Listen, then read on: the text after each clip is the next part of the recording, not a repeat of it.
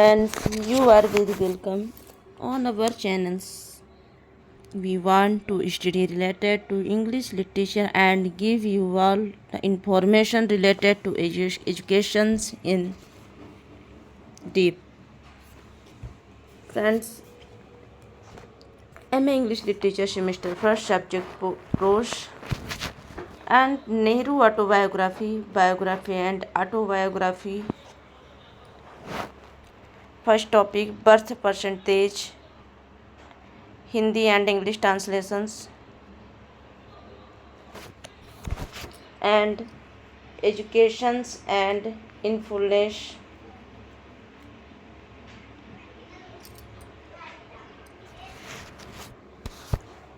Very important related question answers and details. Harrow, Cambridge and London. Friends, ये सारी details तो आपने पढ़ ही लिया होगा। अब हम चलते हैं इन्हीं से रिलेटेड क्वेश्चन आंसर की ओर। ये क्वेश्चन आंसर फर्स्ट यूनिट से नेहरू ऑटोबायोग्राफी में बहुत इम्पोर्टेंस से हैं, तो हम थोड़ी थोड़ी क्वेश्चन को समझते हैं। बाकी डिटेल्स सारे जो आंसर्स हैं, डिटेल्स हैं, तो इसमें दिया हुआ है।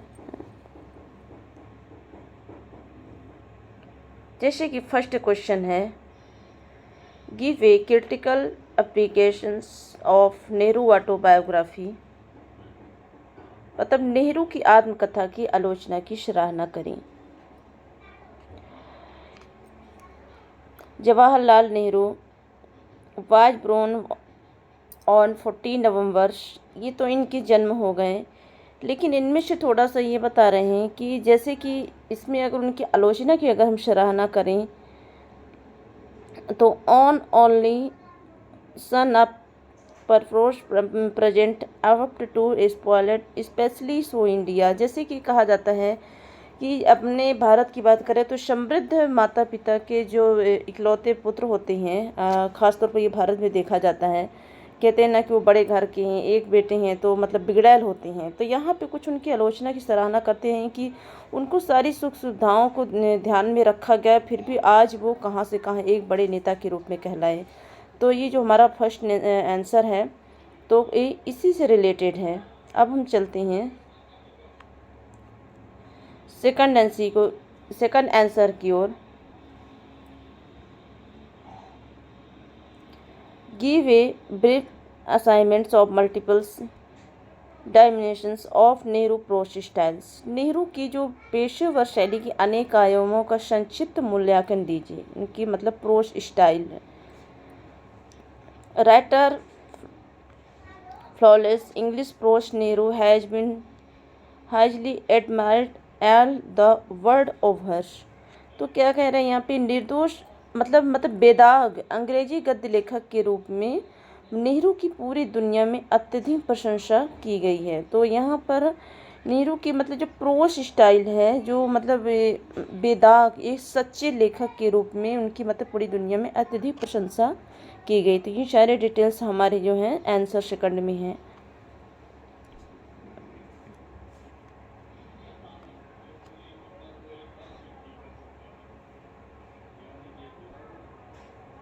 अब हमारा आंसर नंबर थर्ड है, ऑब्जेक्टिव एंड सब्जेक्टिव ऑटोबायोग्राफी, मतलब कि वस्तुनिष्ठ एवं व्यक्तिपरक आत्मकथा।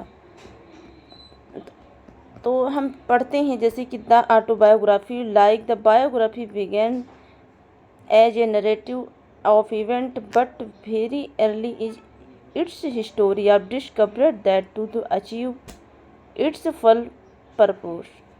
तो क्या कह रहे हैं, जैसे आत्मकथा जो होती है तो जीवन की तरह होती है। यह घटनाओं की एक कहानी के रूप में शुरू हुई, लेकिन अपने इतिहास से बहुत पहले से ही पता चला कि ये अपने पूर्ण उद्देश्य को प्राप्त करने के लिए हुई। जैसे कहते हैं ना, हर किसी का जो जन्म होता है तो इस संसार में किसी ना किसी मतलब काम के लिए मतलब हो भगवान जो हम सबको इस दुनिया में भेजते हैं तो किसी न किसी कार्य के रूप में उसे कंप्लीट करने के लिए मतलब भेजते हैं। तो यहाँ पे आंसर थर्ड कुछ ऐसा ही मतलब कह रहा है तो मैंने जो इसके सारे आंसर्स हैं तो काफ़ी स्मॉलेस्ट में बना रखे हैं, हाँ, ताकि मतलब जो हिंदी वाले भी जिनकी मतलब सारी पढ़ाई जो हिंदी से हुई है तो उन्हें भी कोई ज़्यादा मतलब प्रॉब्लम्स ना आए। तो मतलब यहाँ इसके मतलब जीवनी के बारे में दिया गया है कि मतलब कि मतलब इसे लेखक के आंतरिक जीवन के बारे में पूरी तरह से स्पष्ट होना चाहिए ना। तो ये जीवनी आत्मकथा की तरह मतलब एक घटना की तरह, एक कहानी के रूप में इसका मतलब एक वर्णन किया गया, नेहरू ऑटोबायोग्राफी का, है ना। हिंदी इंग्लिश दोनों से हमने इसे कर दिया है। अब हम चलते हैं क्वेश्चन नंबर 4 की ओर। नेहरू जीवन की मतलब अंग्रेजी काल आधुनिक कैसा था? The Nehru biography English period modern.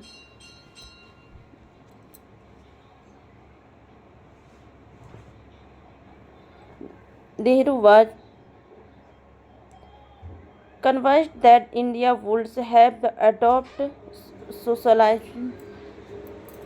It is want to end the her age long poverty. तो क्या कह रहे हैं यहाँ पे कि नेहरू का मानना था, तो मगर मतलब उनकी अंग्रेजी काल का अगर आधुनिक की अगर हम बात करें तो नेहरू का मानना था कि यदि भारत को समाजवाद अपनाना होगा तो सदियों से पुरानी गरीबी को ख़त्म करना है। समाजवादी देश के प्रति उनकी भक्ति जो है तो जारी रहती है। तो ये अंग्रेजी काल का जो आधुनिक नेहरू ऑटोबायोग्राफी में मतलब बता रहा है। ये सारी जो क्वेश्चन से वेरी इंपॉर्टेंट से हैं और काफ़ी नॉलेजमेंट है। मतलब हम ज़रूरी नहीं कि हम पास होने के लिए भी पढ़ते हैं, हमारा तो टारगेट ये है कि हमें डीप से डीप नॉलेज होना चाहिए। हम कुछ भी अगर एजुकेशन कर रहे हैं तो हमें उसकी नॉलेज जो है तो बारीकी से मतलब होनी चाहिए। तो मैंने जो सारे डिटेल्स पढ़ा और जो आंसर क्वेश्चन हमने खुद भी दिए थे अपने इंग्लिश लिटरेचर के पेपर पे, तो वही क्वेश्चन आंसर हमने बनाया। कुछ क्वेश्चंस बदल गए थे, उसको ध्यान में रखते हुए हमने सारे क्वेश्चन को बनाया। अब हम क्वेश्चन नंबर 5 की ओर हम चलते हैं। How does doctor Rajendra Prasad expression himself about Nehru ji? तो क्या कह रहा है यहाँ पे आंसर में जो क्वेश्चन नंबर 5 है कि डॉक्टर राजेंद्र प्रसाद नेहरू जी के बारे में अपने विचारों को मतलब कैसे अभिव्यक्त करते हैं, कैसे मतलब व्यक्त करते हैं, है ना।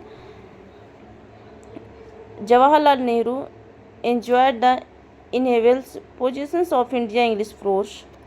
तो क्या कह रहे हैं, जवाहरलाल नेहरू को भारतीय अंग्रेजी गद्य में एक महत्वपूर्ण स्थान है। ऐसा कौन कह रहा है? डॉक्टर राजेंद्र प्रसाद जी कहते हैं कि मतलब उनकी अभिव्यक्ति में ये कह रहे हैं कि वो व्यापक और सर्वोक्तम अर्थों में एक सुसंस्कृत व्यक्ति हैं। तो क्या कह रहे हैं यहाँ पर कि काफ़ी मतलब जो उनके बारे में इतनी प्रशंसा करते हैं डॉक्टर राजेंद्र प्रसाद की जो सोच है उनके प्रति, तो मतलब ऐसे वो अभिव्यक्ति कर रहे हैं, है ना। तो ये हमारा आंसर नंबर 5 है इसके बारे में।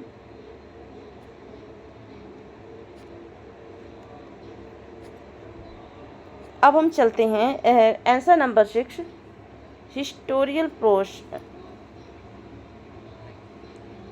मतलब ऐतिहासिक जो नेहरू ऑटोबायोग्राफी है, तो मतलब हिस्टोरिकल प्रोस में क्या है कि नेहरू ऑटोबायोग्राफी का मतलब क्या वर्णन है इसमें।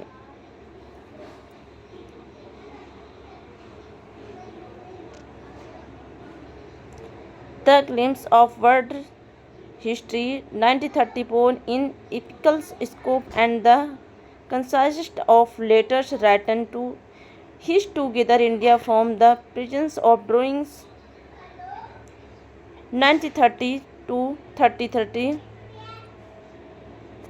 तो क्या कह रहा है, विश्व इतिहास की झलक जो है तो 1934 महाकाव्यात्मक है और इसमें 1930 से 33 के दौरान जेल से उनकी बेटी इंदिरा के लिए लिखे गए पत्र शामिल है ना। तो क्या कह रहा है, जो मतलब विश्व इतिहास की झलक, हिस्टोरियल प्रोस का मतलब क्या होता है कि जो मतलब जो ऐसा कुछ कर जाना कि जो मतलब इतिहास में जो शामिल हो जाता है ना।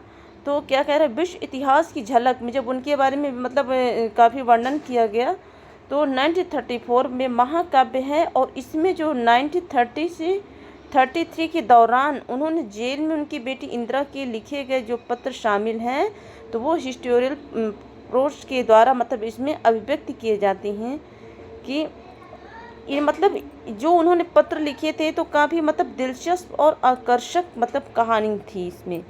तो इनके बारे में हमारा जो क्वेश्चन नंबर 6 और आंसर नंबर 6 है, तो कुछ इस तरह से है। आई होप आपको ये सारी चीज़ समझ में आ गई होंगी, और आपको कहीं भी अगर थोड़ा सा कन्फ्यूजन है तो प्लीज़ कमेंट बॉक्स में ज़रूर बताएं, ताकि हम आपके लिए और भी अच्छे से अच्छे इसके बारे में हम डीपली नॉलेज हम आपको लिए ला सकें। और हमारी नेक्स्ट वीडियो में हम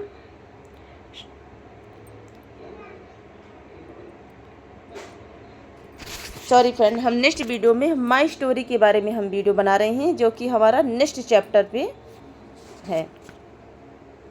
इसके बाद हमारे वीडियो को लाइक करें, कमेंट करें, सब्सक्राइब करें। जो भी प्रॉब्लम्स हो कमेंट बॉक्स में ज़रूर बताएं, और सबसे बड़ी बात, इन्हें ज़रूर पढ़ लें क्योंकि ये इम्पोर्टेंस हैं और डीपली नॉलेज है इनमें। ये सारी चीज़ें हमें नॉलेज मतलब अपने लिए भी पता होना चाहिए। ये नहीं कि मतलब हम बहुत से लोग होते हैं ना कि केवल पेपर से मतलब पेपर के लिए ही पढ़ते हैं, पर नहीं, हम जो भी पढ़ें तो हमको उसकी बारीकी से बारीकी का उसको नॉलेज हो, और ताकि हम ऐसा ना हो सके कि हम कहीं से भी मतलब हम किसी भी नॉलेज लेने से छूट जाएं।